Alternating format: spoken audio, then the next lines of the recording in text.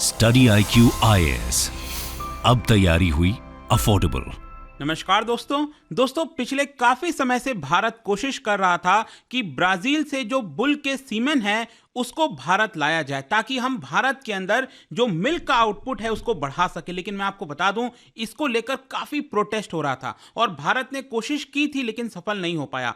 Finally मैं आपको बता दूं, यहां पर एक बड़ी खबर आई है कि ब्राजील से जो 40,000 बुल के सीमेन है वो भारत ने इंपोर्ट करा लिया है। ये आप देख सकते हो, India imports bull semen from Brazil to raise milk production. और इसी के बारे में आपसे डिटेल से चर्चा करूंगा कि एग्जैक्टली क्या हुआ है, इसका इंपैक्ट क्या होगा, भारत के लिए इतना मैटर क्यों करता है। काफी जरूरी है आपके लिए जानना। चलिए आगे बढ़ते हैं, लेकिन उससे पहले ध्यान रखिएगा, आप में से जो भी लोग यूपीएससी की प्रिपरेशन कर रहे हैं, मैं आपको बता दूं कि स्टडी IQ पर हमारा फाउंडेशन बैच अवेलेबल है। ये एक ऐसा बैच है दोस्तों जिसके अंदर प्रीलिम्स, मेंस, इंटरव्यू सब कुछ की तैयारी होती है और दो तरह के फाउंडेशन बैच मिलेंगे। आप में से जो लोग 2025 की तैयारी कर रहे हैं और जो लॉन्ग टर्म 2026 की तैयारी कर रहे हैं, दोनों तरह के फाउंडेशन बैच है। इसके लिए आपको हमारे ऐप में जाना है। वहां पर जब चेकआउट करेंगे आप तो यूज करिएगा कोड अंकित लाइव ताकि आपको मैक्सिमम डिस्काउंट मिल जाए। और इसके अलावा अगर आप MCQs अटेम्प्ट करना चाहते हैं तो मेरे इंस्टा पेज पर जा सकते हैं। वहां पर स्टोरीज में जितने भी MCQs हैं उसको आप अटेम्प्ट कर पाएंगे।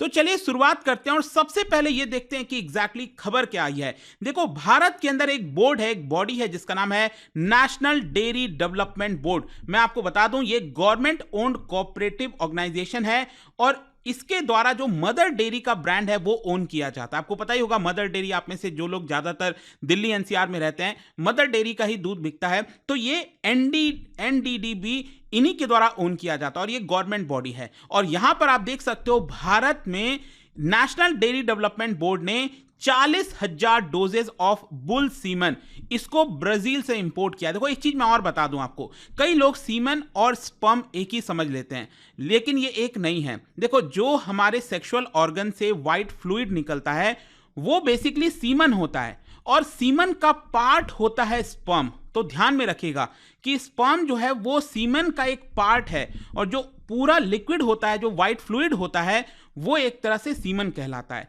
तो 40,000 डोजेज ऑफ जो बुल का सीमन है वो भारत में पहली बार मंगाया गया। ये भी ध्यान में रखना है। हम कोशिश तो कर रहे थे लंबे समय से करने की, लेकिन पहली बार सफल हुए हैं क्योंकि फाइनली सरकार ने यहां पर बातचीत करके या फिर जैसे भी समझाया और इसको हम इंपोर्ट करा रहे हैं। और साथ ही साथ यहां पर आप देख सकते हो, ब्राजील की जो एम्बेसी है उन्होंने इसके बारे में बताया, the first imports of 40,000 semen doses just took place in January India's NDDB के द्वारा। और साथ ही साथ ये जो प्रोजेक्ट है ये लंबे समय से कोशिश हो रहा था। For 3 to 4 years they have been discussing it. 3 से 4 साल से डिस्कशन हो रहा था और काफी टफ डिसीजंस लेने पड़े, लेकिन finally they manage to solve it और ये अब इंपोर्ट हो चुका है। लेकिन क्वेश्चन ये है कि ये इतना मायने क्यों रखता है, ये इतना इंपॉर्टेंट क्यों है। देखो, भारत की जो कोशिश है, सरकार ने जो लक्ष्य तय किए हैं 2033-34 तक, फाइनेंशियल ईयर 2034 तक, अगले 10 साल आप कह सकते हो, हम चाहते हैं कि भारत में जो मिल्क का प्रोडक्शन है वो 330 मिलियन टन कर दिया जाए।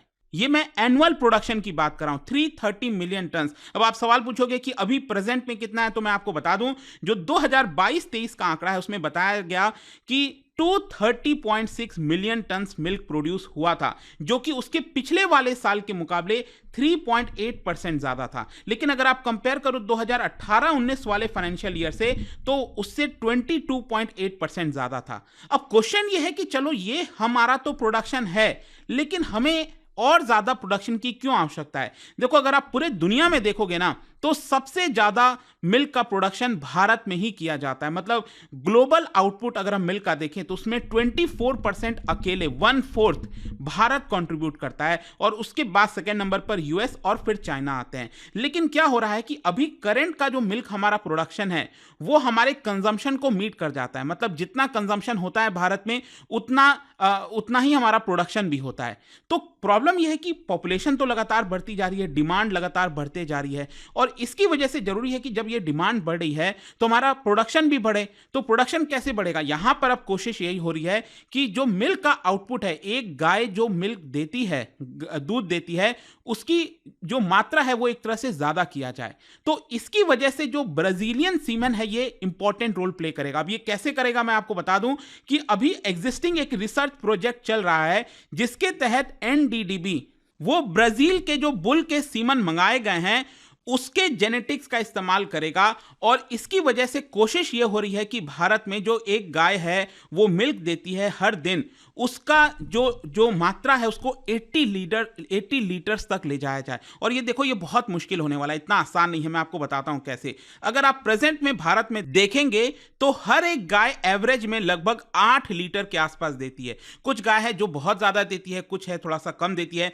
एवरेज में लगभग 8 लीटर के आसपास आता है। लेकिन मैं आपको बता दूं, ब्राजील में कुछ गाय जो हैं हर दिन 40 लीटर तक के आसपास का मिल्क प्रोड्यूस करती हैं। लेकिन एवरेज में अगर आप ब्राजील की बात करें तो वहां पर एवरेज 20 से 22 लीटर का है। तो भारत के अंदर आप देख सकते हो अभी कितनी क्षमता है। अगर हम यहां पर ब्राजील वाला है ये आउटपुट ले आए तो अचानक से हमारा जो प्रोडक्शन है डबल ट्रिपल हो सकता है। और इसीलिए जो अभी प्रेजेंट में रिसर्च प्रोजेक्ट चल रहा है उसमें कोशिश यही हो रही है कि जो ब्राजील के जेनेटिक्स हैं वहां के बुल के, अगर हम उसको भारत के साथ शामिल कर देते हैं तो मे भी शायद हो सकता है कि हमारा जो टोटल आउटपुट है वो अच्छा खासा बढ़ जाए। लेकिन इसके साथ साथ अब क्वेश्चन यहां पर यह भी है कि आखिरकार अभी तक हम इसको इंपोर्ट क्यों नहीं करा पाए थे। देखो, इसका मेन कारण यह है कि भारत के जो इंडिजीनियस काउ ब्रीडर्स हैं उनको काफी सारा कंसर्न्स हो रहा था। वो पिछले 4 साल से रेसिस्ट कर रहे थे और सरकार को साफ मना कर दिए थे कि हम इसकी एंट्री भारत में नहीं होने देंगे, क्योंकि उनको डर था कि जो भारत की ब्रीड है, भारत की ब्रीड आपने सुना होगा कई तरह के हैं, साहिवाल आपने सुना होगा, गिर सुना होगा। तो भारत की जो ब्रीड है एक तरह से वो खतरे में आ सकती है। 2017 में इनफैक्ट भारत सरकार ने कोशिश किया था कि जो फ्रोजन सीमेन है ब्राजील से मंगाया जाए, लेकिन वो जो डिसीजन था उसको पोस्टपोन करना पड़ गया था और वो सफल नहीं हो पाया था। भारत में इनफैक्ट अगर आप देखोगे वन ऑफ द प्रिंसिपल जेबू जो ब्रीड है उसमें एक गाय है, आपको पता होगा गिर गाय, गिर करके, ठीक है। और गिर मैं आपको बता दूं ये जेबू ब्रीड, मैंने आपको बताया ना जेबू ब्रीड, और ये जेबू ब्रीड भारत में ही ओरिजिनेट हुआ था। भारत के 3 जो कैटल हैं, इंडियन कैटल के जो 3 ब्रीड हैं उनसे मिलकर ये जेबू ब्रीड बनाया गया था और उसी का ही पार्ट है जो गिर गाय हम कहते हैं। और ये मैं आपको बता दूं जो ओरिजिनल ब्रीड था ना गिर गाय का, वो महाराजा ऑफ भावनगर, गुजरात के अंदर महाराजा ऑफ भावनगर, उन्होंने ब्राजील को गिफ्ट के तौर पर दिया था 18th सेंचुरी में। और पता है आपको चौंकाने वाली बात क्या है कि आज के डेट में जो ओरिजिनल वाला गिर काऊ है वो एक्चुअली आपको ब्राजील के अंदर देखने को मिलेगा और भारत में उसकी जो संख्या है धीरे धीरे करके खत्म होती गई है। और इसीलिए क्या हुआ है कि ब्राजील में जो मिल्क का प्रोडक्शन है वो काफी ज्यादा है। और साउथ अमेरिका के अंदर अगर आप देखिए तो ब्राजील काफी ज्यादा फेमस है, क्योंकि वहां पे जो गाय हैं वो एक्सट्रीम वेदर में भी सर्वाइव कर सकती हैं और अच्छा खासा वहां पर मिल्क प्रोडक्शन करती हैं। और वहीं जो मैं आपको बता रहा था कि भारत के अंदर जो गिर काऊ जो गाय हैं उनकी संख्या गिरती रही, क्योंकि यहां पर क्या होता रहा, जो फार्मर्स हैं वो जर्सी जो ब्रीड हो गई उनको एक तरह से प्रेफर करने लग गए। और जर्सी मैं आपको बता दूं, जर्सी का मतलब हो गया जो ब्रिटिश ओरिजिन की हैं, क्योंकि उनको लगता था ब्रिटिश ओरिजिन वाली जो ईल्ड है, जो मिल्क देगी वो ज्यादा देगी। और जर्सी काऊ मैं आपको बता दूं लगभग बोला जाता है कि 20 लीटर पर एनिमल पर डे के हिसाब से जो मिल्क है वो दे सकती हैं। बट क्या हुआ कि जर्सी काऊ को जब इंडियन ब्रीड के साथ क्रॉस ब्रीडिंग जो होता है वो कराया गया तो उसमें उसकी वजह से करीब 8 से 10 लीटर का ही हमें जो आउटपुट है वो देखने को मिलता है। और इंडियन ब्रीड आज के डेट में जो गिर काउज बची हैं वो सिर्फ 6 से 10 लीटर का ही मिल्क प्रोड्यूस कर सकती हैं। देखो, ये information basically Indian agriculture research institute के द्वारा दिया गया है। आप में से आई एम श्योर आप में से बहुत से ऐसे लोग होंगे जो शायद काउंटर कर सकते हैं, क्योंकि हो सकता है कि आप गुजरात में स्पेशली मुझे पता है बहुत सारे फार्मर्स हैं जो गिर काऊ रखते हैं और उनका प्रोडक्शन इससे भी ज्यादा होता है। लेकिन आपको यह समझना है ओवरऑल कि ब्राजील में अच्छा खासा प्रोडक्शन है और हम चाहते हैं कि उसका जो जेनेटिक्स है वो भारत में लाया जाए और इसका टोटल आउटपुट हम बढ़ाने की कोशिश कर रहे हैं। खैर, जब हम ब्राजील की बात कर रहे हैं मैं आपको बता दूं भारत और ब्राजील में जो डेयरी डेवलपमेंट है इसको लेकर MOU भी साइन हो रखा है। वैसे अगर आप देखोगे तो भारत और ब्राजील चाहे बायलैटरल लेवल पर बात करें, मल्टीलैटरल पर बात करें, दोनों के बीच में अच्छा खासा संबंध है। हर एक ऑर्गेनाइजेशन में, चाहे इंटरनेशनल सोलर ऑर्गेनाइजेशन हो गया, जो आपका ब्रिक्स हो गया, G20 हो गया, हर जगह हम दोनों काफी अच्छा खासा पार्टनरशिप करते हैं। और इसी तरह से इंटरनेशनल बॉडीज के साथ, UN, WTO, हर जगह आपको सहमति देखने को मिलेगी।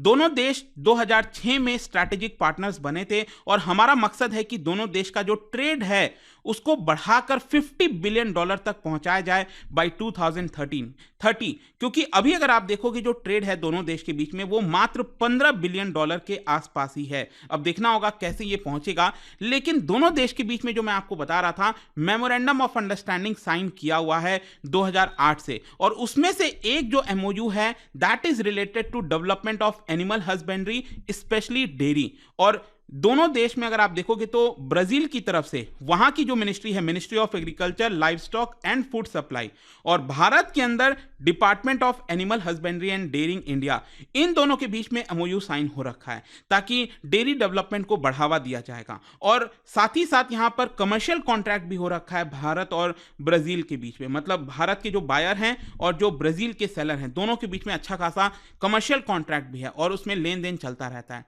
तो देखते हैं आगे किस तरह से ये चीजें डेवलप होती हैं, बट आई होप कि ये जो खबर थी, इंपॉर्टेंट खबर थी, उसके बारे में आपको पता चला होगा। जाने से पहले एक इंटरेस्टिंग क्वेश्चन, क्योंकि हम ब्राजील की बात कर रहे हैं, क्या आप बता सकते हो ब्राजील ने कौन से देश से अपने आप को स्वतंत्र डिक्लेयर किया था इन द ईयर 1822?